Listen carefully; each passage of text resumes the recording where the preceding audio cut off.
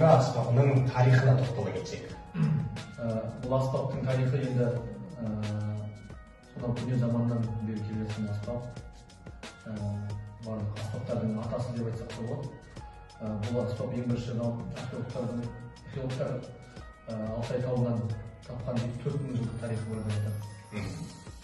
Әрине бұдан несі басқаша. Бұл енді біздің домбырамыз бұл қазіргі өңделіп пернелері ең бірінші 6 перне, 7 пернеден тұратын болса, одан кейін 9 пернеге дейін күйдің орындалатын шығармаға байланысты кеңейіп отқан. Кейін 32-34 жылдары қазақ оркестрі құрылған кезде сол оркестрдің аспап жасаушылары Қамар Қасымов, ағайынды Романенковар бар. Сол жігіттер осы қазіргі біздің домбырамыздың үлгісін жасап шығарған. Жалпы бұның түрлері енді қос құйрық домбыра деп айтады. Мынау жанақ домбыра, және де шекті үйге арналған домбыралар болады, қалақ домбыралар. Сондай түрлерге бөлінеді. Иә, біз өзімізді көріп жүрміз. Артыңғы жағы төртбұрыштыланып келетін домбыралар. Олар негізінен көбінесе шертіліп ойналатын шығармаларға, және арқа әндеріне шертіліп ойналатын әндерге арналған домбыралар, қалақ домбыралар. Осы домбыраның үні ағашына байланысты бола ма? Кейбір таңдаулы ағаштар болады өздерін жасалады. Ол жағын енді мен аспап тұсқа білмесе, мен қатты ете қоймаймын, бірақ ағашына байланысты болады көп жағдайда. Ағашына, және бұның өзі математика ғой, өлшеніп, әр перненің арасындағы сантиметр, миллиметріне дейін өлшеніп істелінеді, дыбыстар таза болу үшін. Және бұл ағашына кепкен ағаш болу керек, естуім бойынша күңгір домбыра болу үшін. Және бояудың өзі барлығы есеппен істелінеді. Яғни өзінің тәртібі бар. Шегі мысалы қазіргі заман дамуына байланысты леска дейді ғой. Шектен, ал бұрын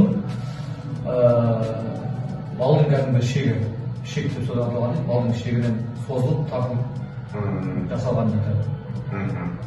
Өте тамаша.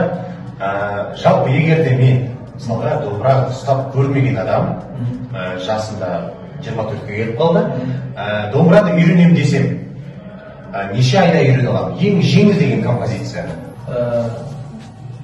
Менің ойымша енді әр адамның өзінің ынтасына байланысты деп ойлаймын. Егер ынта қойып, мысалы күніне дайындалса, онда ең жеңіл деген, мысалы енді қазір балалар, мен өзім мысалы балаларға үйретсем, мысалы жеңіл балаларға ерке май сияқты, бүлдірем сияқты әндерден бастап үйретем. Ол кезде бұл әндер мысалы баланың өзінің дайындығына, ынтасына, мысалы қазір бір 2-3 тапты үйретіп берсем, сол тапты үйде отырып дайындаса, ары қарай алып кету оңай болады. Сол бір жұманың ішінде үйреніп шығуға болады мысалы бір әнді. Егер бала ынталы болса, мысалы жеңіл әндерді, ең жеңіл деген әндерді. Бірақ домбыраны үйренгенде қолдың күтімі қажет па?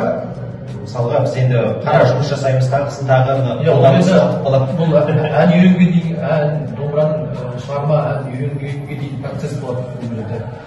Ол постановка бойы отырғызу, сосын пернелердің таныстыру, қолды жүгіртіп үйрету, шертіс қағысып үйрету, ол оған дейін болатын процесс.